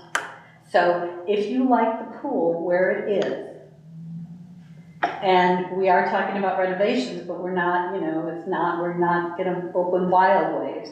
But, because we have to live with what we have. If you're interested in the pool staying where it is, then come to the meeting and let the school board know you're interested in keeping the pool where it is. Because right now, and you know better than I do, whether the people who are coming to the pool, from the swim lesson people to the Mako shark people to, your lap swimmers, I don't know how many of them are even paying any attention. They kind of just think, well, I'll just continue to show up this way because I've come here every morning at 5:30 for the last 20 years, and I'll just continue it. And I just remember when the city, and they were definitely going to close the pool, so Right, that was a bunch I of, think that's what my question mark is. There was a definite. yeah, there was a So there was definite. a need to fight for something very specific. Well, if they decide not to We sell the are- property, that's a decision. I mean, that's a decision that's gonna impact us. That's my I think that's a problem. decision that the board is gonna need to make if they choose to re-engage in a land lease and stay with a very small model and/or move. And I think that's a decision that the board's gonna have to make on behalf of the district. So again, I go back to the message. And so what I clearly heard was, if the message is, if you like the pool, which I think was well said, where it is, that is a direction. But again, we need to be prepared overall for all the other fallout that comes from that. Like, oh, are you going to close the pool? How do you stay in and all that? And I think that, and it is, it's a tight timeline, and we all know that. But if we have no, we are not going to close the pool at this time. But we can't say we're not going to close the pool. If they don't sell us the property, that's going to be a decision that the board's going to need to make. I mean, I know where I stand on it, but I don't know where my fellow commissioners stand. Because what we've heard is that, they, as we all know, and this is all the history, and this is all being, shared with them electronically or something, but, letting them know the history of why it's even there. Why did they put it there? And by the way, That's Emily, what I I was think gonna the start looking up. Federal Way Pool was a forward thrust pool, I believe. I don't remember that, but, Because I know Malcolm used to work there. yeah, he did. We came here. But, I don't know, I mean, I'm trying to think what would be the worst case scenario if you had the public, if you informed the public that the pool was that the school district was deciding whether they'd sell the property. Well, there's always the way you can make it a positive. The pool has the opportunity to own their land. The school district's gonna decide that. You know, it would be a great future for all of us. Well, yeah, but that's kind of soft pedaling because people go like, well, why do you need, I mean, that's what Carly said. Why do you even need to sell the land? It's like, well, because it's too chaotic to try and deal with a continually changing group. Well, it's not too chaotic. The fact of the matter is any lease has to have a right to recapture by law. That's the problem. That is the problem. Any right to recapture means they can come and take it. We cannot invest $20-30 million into something and have them after 10 years come back and say, we need it. That is the biggest problem. So, and they understand that. But that's the problem. Yeah. You can't do a lease. Yeah. But they also, I mean, what's interesting is they're willing to entertain the notion of doing the city park lease, which is going to encumber that property with all their new doodads for 50 years at $1 a year cost to the. It's not the cost of the lease, it's the cost of the facility.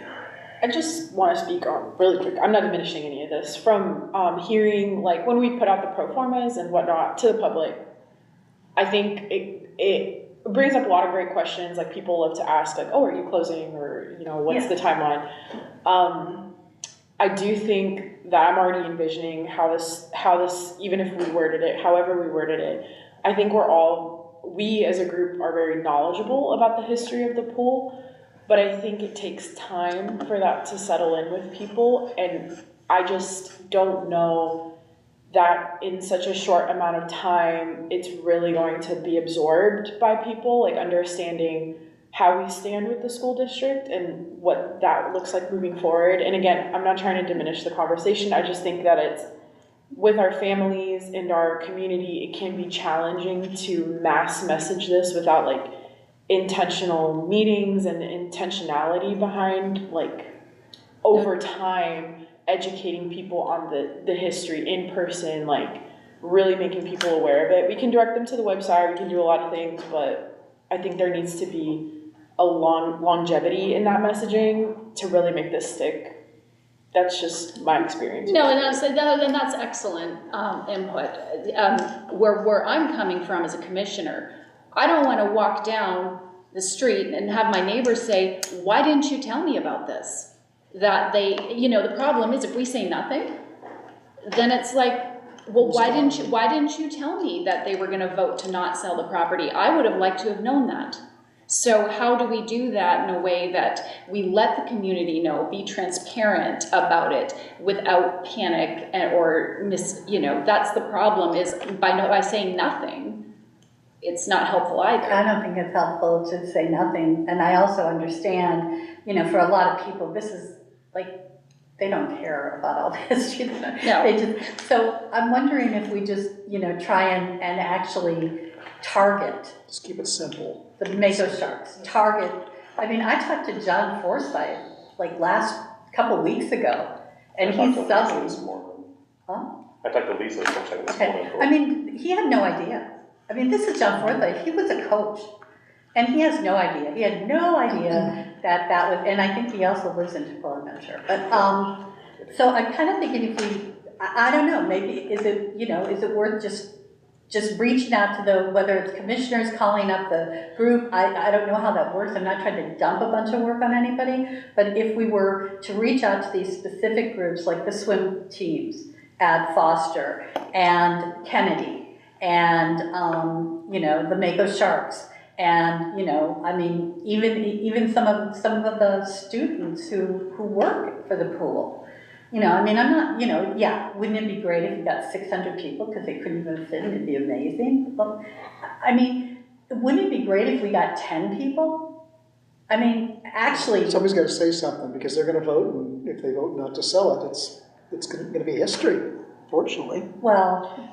But then what's the message after, is my question. So, like, we talked about that in my...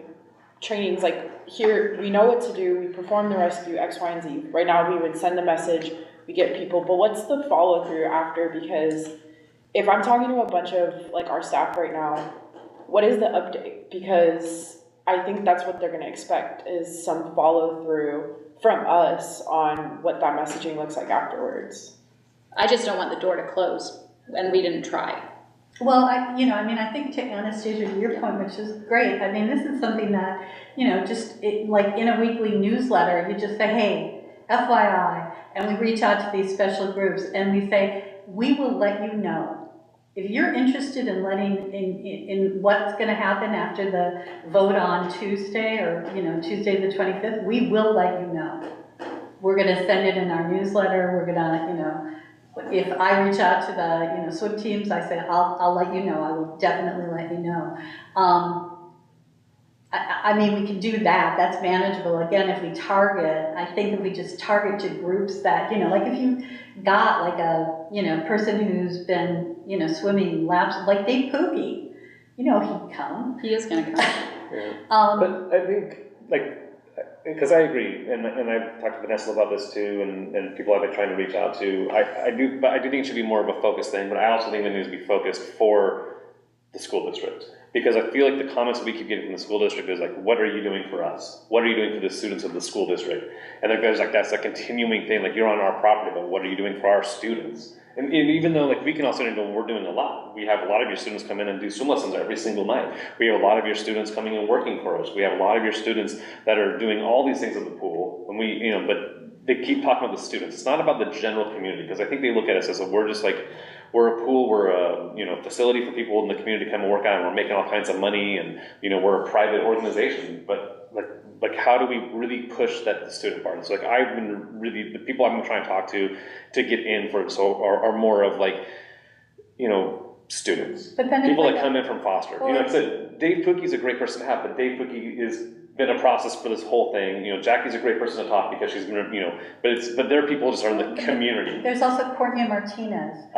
I agree. Who's a teacher at the school district and can talk about the fact that, the school district works with her almost every year. And we've reached out to other schools and we offer this. And this is, we're trying to teach the kids, safety. And we go to the school and do that. That's what I'm saying. I think that we should if we're going to make a concerted effort on who we're going to get out there, instead of just blasting the whole community and saying, hey, it's us versus them kind of thing, which I really don't like the feel of how that could turn into that very easily. I think if we get too many people, that we do have a consolidated effort of saying, a majority of students that have come through foster, have come through Showalter, have come through the elementary schools that have been positively affected by the pool, and more importantly, especially if it's foster or Showalter, and like I said, and that's what I'm thinking, even not necessarily ones that are there now, but ones that had reached out to Di to have see her daughter Misty and friends that she knew that it's like a generation before, 2 generations before. So we can actually show a history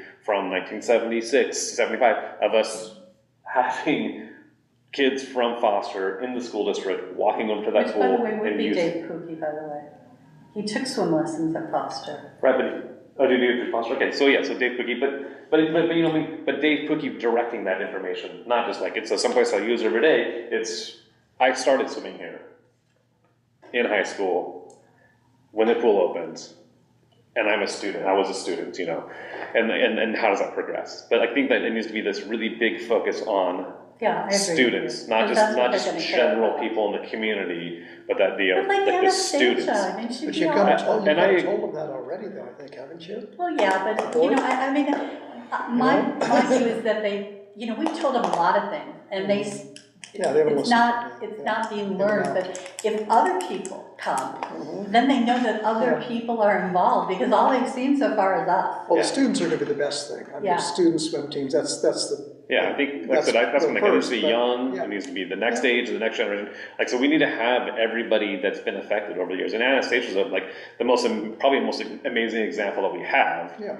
But my concern, with anybody that we have as current staff, even though I love to showcase them and I want them to be able to do that, is that we're as a board coming in with control of everything and power structure of being you should go and talk to the board and tell the board about how good the pool was for you. That's not right for us to ask that of our staff. Well, it's not right of management to ask the staff either. No. Exactly. And so that's why I think that we should be able to have somebody that is represented like us, one of us, Brad, or Vanessa, not you, because you can't do it.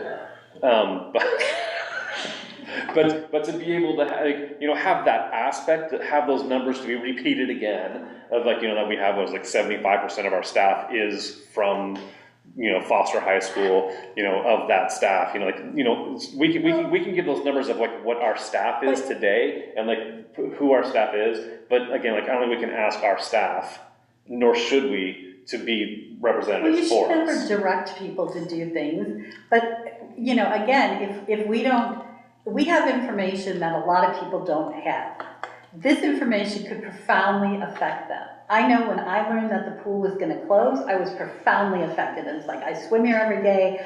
What do you mean it's going to close and you're keeping the golf course open? So that profoundly affected me, and I found out because the pool told me and they saw me every day. So I would think that there could be a way that love letters to the pool that we have people write and then we give them to the commissioners. I don't know, but we've got 2 weeks to let people know that this is going to happen. And if we don't let them know, then I am afraid that afterwards, if the board votes, we don't want to sell you the property, or we don't want to sell the property, it's going to come back to us, and they're going to say, why didn't you let us know? They're going to be the bad guys. So one thing that you guys did, which I absolutely loved, was that communication that was sent out for stories from Seattle Parks Foundation. And I love that communication. And those, depending on whether or not they agree to allow us to use their story, etc. There was possibly some stories that may come up through that also that could be shared about what the pool means to community. But so I don't know. And we can do nothing? Well, you need to do something because the district's going to put the spin on it. Anyway, I've said I don't want to do nothing, but, and I hear Ellen saying something, so. Well, we also don't, you and I could figure out who we want to call them, but that's not really, coherent with the whole board and everything. People might be mad about that. Yeah. So I don't know where we go from here. And Andrew, do you have any suggestions? I agree with a lot of what you guys were saying. Just we should try to do some sort of rally of public outcry or something, but also not to stroke fear into our community. So it's just a tricky place with only a week and a half to do it. I don't know. I have no real solution.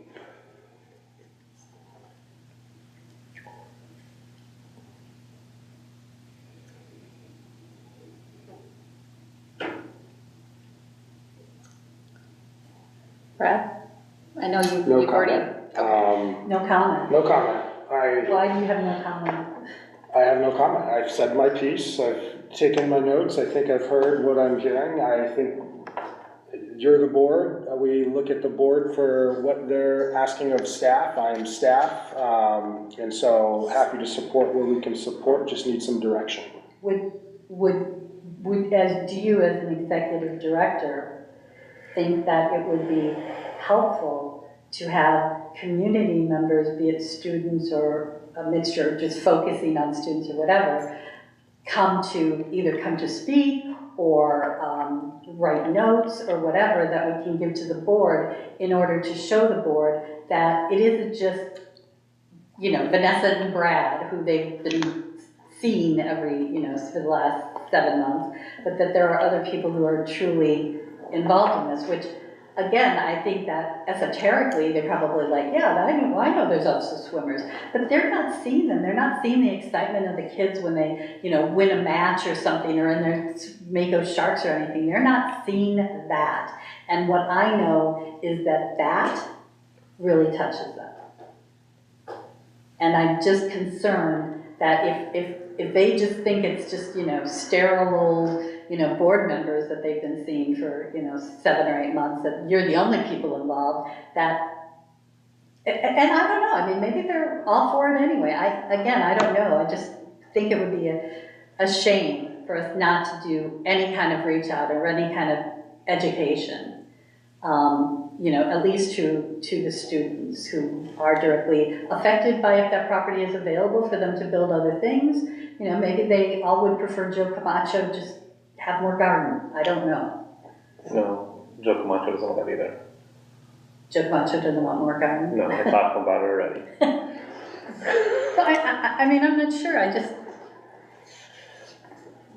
and I don't know, you know, certainly we don't have the bandwidth to, we're not a PR group. Nobody can work on this 40 hours a day or even 8 hours a day or even 1 hour a day. We have very limited resources. And it's like, do we want to take any of those limited resources and do anything with it? Or do we just want to say, you know what, we're just going to let this ride and see what happens?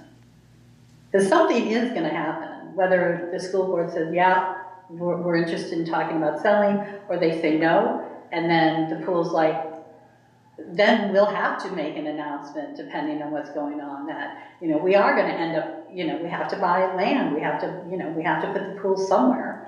And we have decided pretty much, I believe as a group, we've already said that we are not really interested in leasing with this particular organization. So let's just be a little careful about, you know, getting into too much about lease and negotiations. I just want to be really careful on that part of it. But yeah, we have talked about the challenge of right to recapture. Yeah.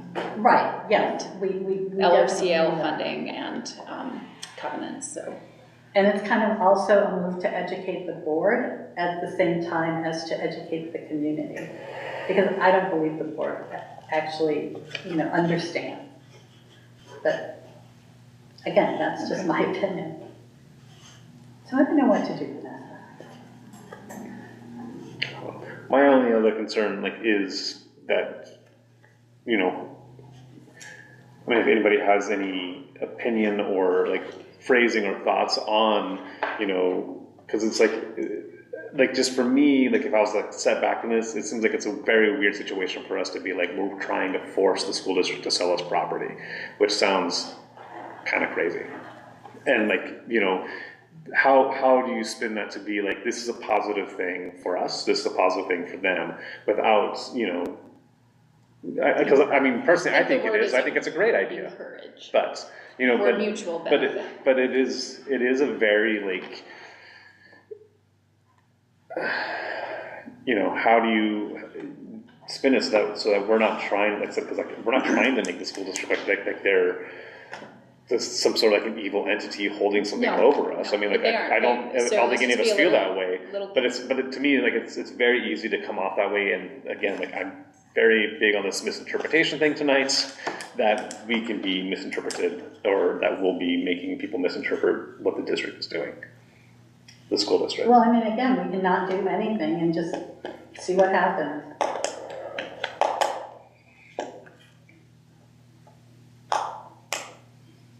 So from the board, what am I hearing?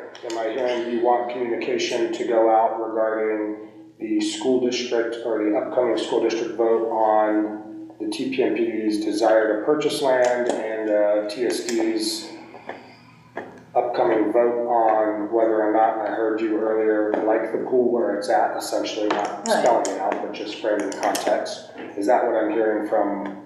Well, that's what you're hearing from Alan. No, I'm putting it out to the board. Is that what I'm hearing from the board? Because again, if that's what we're hearing, I just need direction from the board. Yes, so if the board says, staff, we desire or wish or are asking staff to put out XYZ messaging, I need to hear that.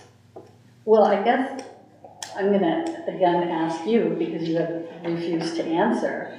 And as the executive director, you're actually kind of really important in the conversation. So I'm fine with letting this ride and see what happens. And I guess if the school district board says, you know, we're not interested, then we can go from there. That doesn't mean that it's going to be a no forever, or who knows what it means.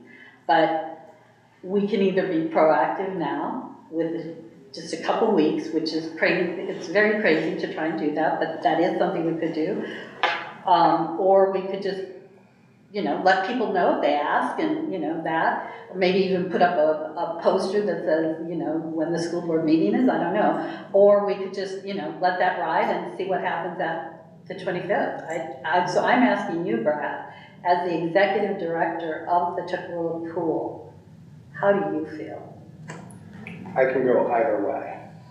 I don't see harm in either way.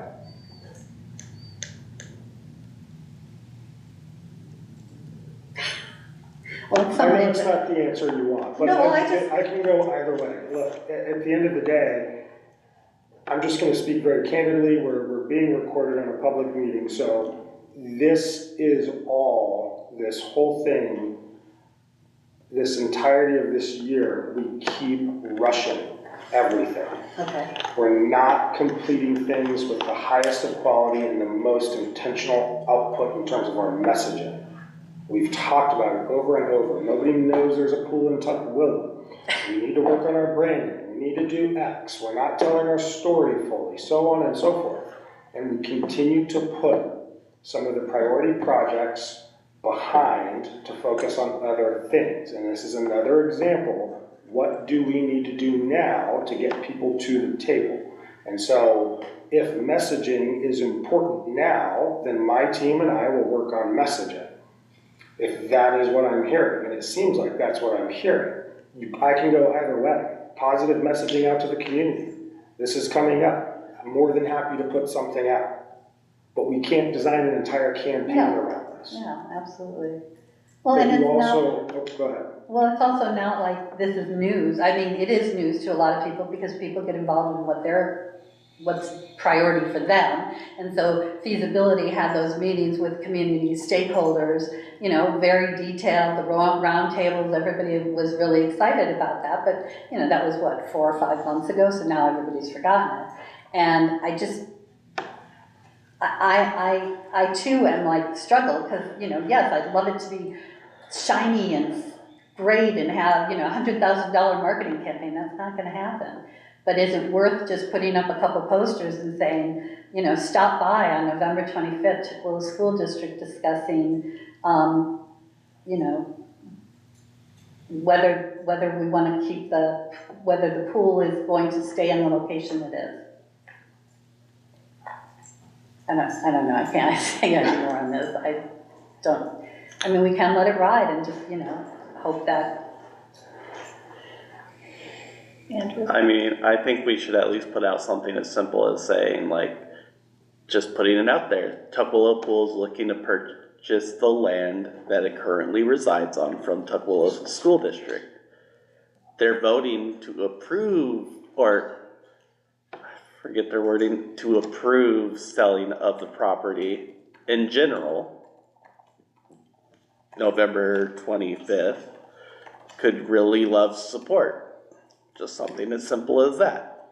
It's not saying, oh, we're closing down because they're not going to sell it to us or whatever. It's just as simple as the facts. We're looking to purchase it. They're voting on it in the 25th. Could love your support. Or even if you didn't feel comfortable with saying, we love your support, just the fact is that we're looking to purchase it, they're voting on the state. Yeah. Doesn't have to be anything lengthy or doom scrolling or whatever. It's just Yeah. Can I get official direction from the board, please? As your executive director, can I get something from the board? Yes, something from the board. Thank you, please. Yes, I understand that, but I actually don't even know if we can make a motion that's not on the agenda. Correct. Decide that, so. Is there consensus to send out a brief communication with the facts? I would think that would be good. I think that'd be wise. And the current pool people, to the people that we have who are taking lessons or are in our contacts. Aaron? I think I like Andrew's wording, and I do think that just a very small, even if it's just kind of like future of our pool update blast that goes out type thing, where it does kind of just like, why do we want to buy the property? What are the reasons for it? Like overall, just so that we're not just like, we just want to buy the property because we want to own it. You know, like what are the reasons why we want to do this? Do you have any thoughts? And do you want to show up on the 25th, or like, you know, like words of support for this? I don't know that we really want to solicit thoughts. And I don't know if, But we are soliciting, like, if you're asking people to show up on the 25th to a meeting, Actually, that's so that's soliciting where I thoughts. was differing a little bit. I wasn't asking, I just simply was saying facts. so The just facts, T- like there's a meeting on the TPM 25th. The TPMPD is seeking to purchase the property. The TSD is making a decision whether to sell the property on this date. Like, just factual. Not even an ask? No, like, I'm just like, okay, well, that's interesting news, what am I I supposed still to do think with you that? should do something at the end that someone would love to show. If you Let your opinion be known, let your opinion be known, please show support. If you but I also kind of think that from, if I was in Brad's position, which I'm not and never want to be, but, you know, this is kind of like spongy, it's soft, what are we asking really? So I kind of think that if this is something that we want to do, then I think we need to AI something that we think is okay, and we send it, we give it to Brad, who can finesse it as he will. Thank you for that. We can craft a message. I think we have enough from what I'm hearing. I think where we're lost is, I keep hearing we're asking people to come to a meeting and speak. I keep hearing we're not. What are we asking of this group? What does support look like? We're telling you that the land is for sale potentially, that the vote may dictate one or the other. And we're asking this group to do what? Leave us their thoughts or show If up in where person? the pool is currently located is something you want to keep, Which I understand from what you said earlier on, which I support. then let your Tukwila School District directors know. And then include their, you know, their emails. Like, you know what, I mean, this is how I would do it, but I'm like a bull in a china shop. I'm like, you know, this isn't true. Taking out your red card or whatever that. But I mean, this is what we're trying to ask. We're not just giving them information. We are giving them information. We're giving them factual information. The pool would like to buy the land, and the school district is going to consider that on Tuesday the 25th. Two facts. Nothing, you know, subjective about that. What is subjective is if you, reader, are interested in keeping the pool where it is, then we suggest, or you might want to reach out to your school board members. Here's their contact information, or come to the meeting. Or another option. I mean, we're not telling them what they have to do, because they're going to do what they want to do anyway. But we are telling them, hey, if this is important to you, then you can help make a difference by contacting them and letting them know it. And even if they think that, you know, we should sell them, they should sell, you know, they should kick us off, then, you know, then they can let their people know that. I mean, again, we can't tell them how to communicate or what to communicate. Although the big thing now is to send those letters. You ever seen them? They can get it from your Congress people, and it's, you don't have to do anything but click, I sign this, and then it, We won't go that far. but I don't know. That's my thoughts. So what Brad's needing is direction, so consensus on this. Andrew? I think staff should be directed to put out something regarding, we're looking to purchase the land. They're voting, the school district is voting on it, and show some sort of support, either emailing the directors or going in person to the school district meeting. Karen? Agree?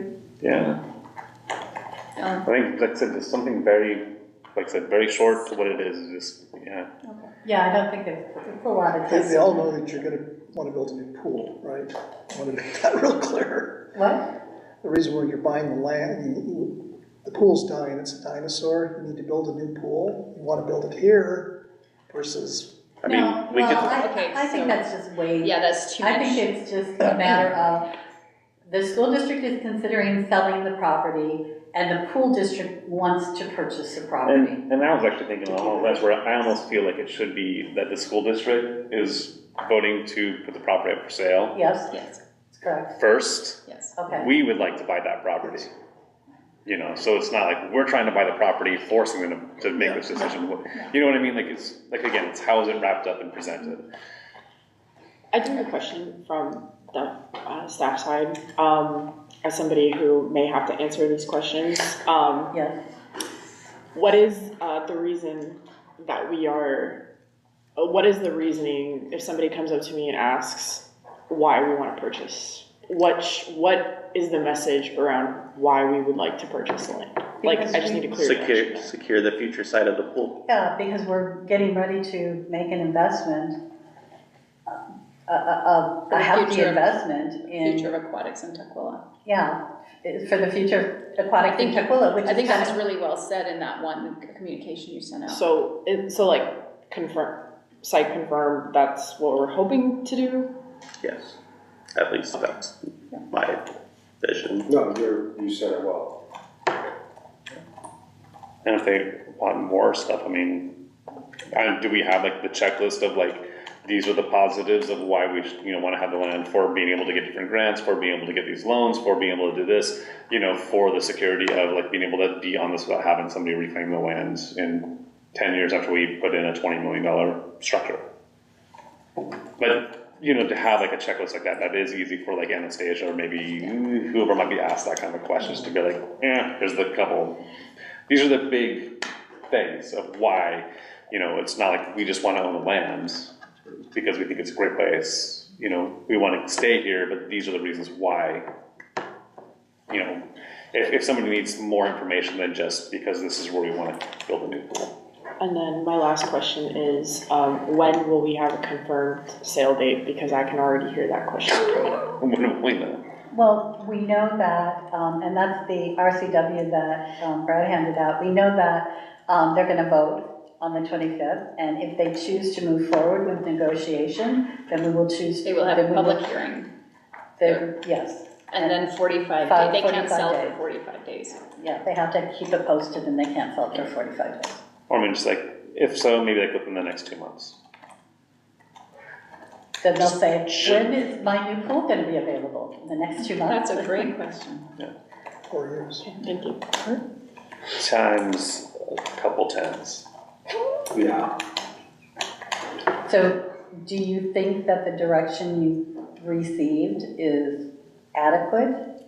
And is it something that you believe that the staff can do, or how can we support you? I think the staff has enough direction to move forward with some level of communication. And then we'll reach out if we need to. Perfect. Okay. That was a long miscellaneous. Is Sorry. there another miscellaneous? I have one more, so does anyone else have a miscellaneous? And mine's just, tomorrow is Veterans Day. And I just wanted to take a moment to thank our veterans for their service, sacrifice, and dedication to the country. Thank you, veterans. There is no executive session this evening, so I make a motion that we adjourn at 8:04. Second. is there any discussion on adjourning? Just that we have to wait till 8:04. Oh yeah, because 8:03. It's 8:04 for mine. Anyway, Emily's taking very careful notes. 8:03 on my computer, so it's Okay, 8:03. Any You got discussion? to amend it. Okay, all those in favor of adjourning say aye. Aye. All those opposed? I was just at a touchdown. I don't do that. Okay, we are adjourned.